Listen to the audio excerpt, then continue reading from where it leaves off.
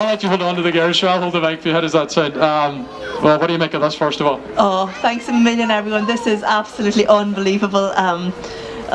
Just words can't describe how excited we all felt driving up to town and seeing you all here. It's been amazing. What meant so much to me was hearing the support I had when I was in Rio and hearing everybody going up to Hawthorne Heights to watch the race and all the well wishes. I just couldn't believe that so many people were so interested in it and got so much out of it. You know, I was nearly sorry I wasn't at home in Hawthorne Heights watching it as well and being part of it all. It just seemed so exciting.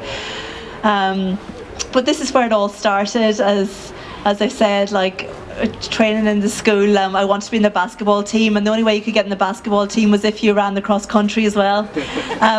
We struggled with that a bit because Mommy didn't like us missing any school, so we had to sneak out of school to run the cross country. Deirdre and Katrina started it off. Carmel Kelly discovered how good they were and they sneaked off.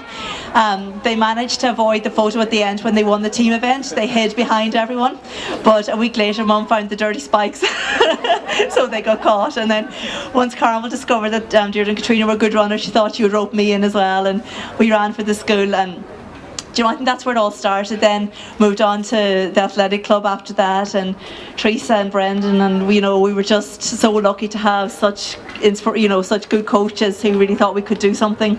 And then the Sweaty Seals, like Mum brought myself and Deirdre down when we were very young, but unfortunately with the pool closing we missed a few years. But coming back into it, and it was just to get to Mosney is what everyone wanted, and I got to Mosney, got into the semi-final, but that was it. Like, Chloe, where are you? Where's that silver medal? I always wanted one of those in swimming, but never was good enough. So when I realised I wasn't good enough at swimming, I moved to cycling and I got my bronze medal and gold medal in cycling. And I think once you start to win like that, you realise like how good it is, and you just keep trying.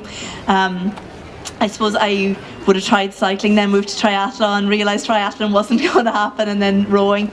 And I was so lucky in rowing that I had such good people like coaching me early on too, and won the world championships after like 2 years. But then it kind of followed the hard years, and there was the injuries and not having a partner and maybe not rowing as well as I had, and I kind of brought myself back to the level I was at. And I think it meant so much to actually come back to that level and appreciate the medals I won after that. Not having a partner for so many years and giving up and going to cycling and getting punctures, and I enjoyed the journeys all along. Like people say, the heartache and how did I bring myself back, but to be honest, I really enjoyed the journeys, and that's what I missed when I stopped. So when I did finally get a chance to row with Claire 2 years ago, when I was asked by our new coach, Don McLaughlin from New Zealand, if he asked me if I would join up with Claire.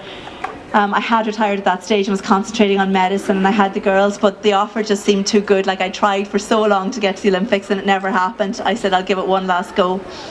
And the last 2 years rowing with Claire have been brilliant.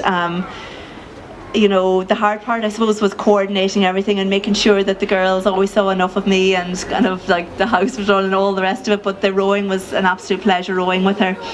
And when we did finally qualify for the Olympics, it was just a dream come true. But to be honest, I didn't know how good the dream was till I actually got to Rio.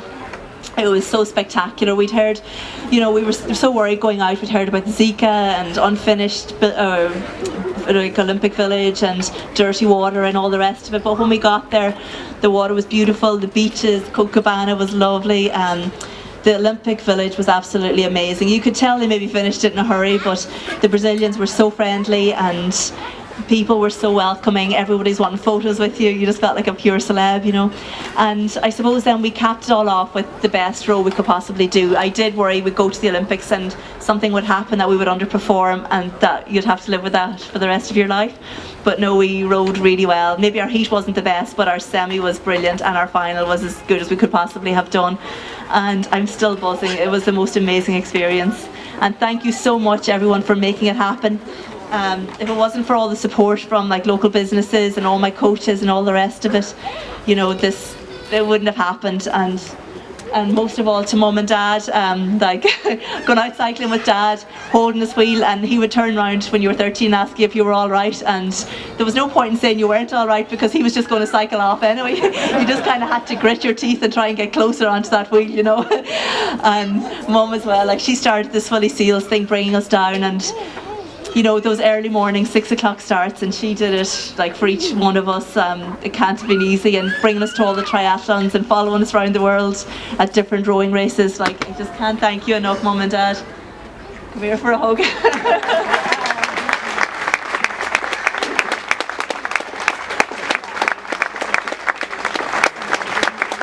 Michael Church, of course, at the house full.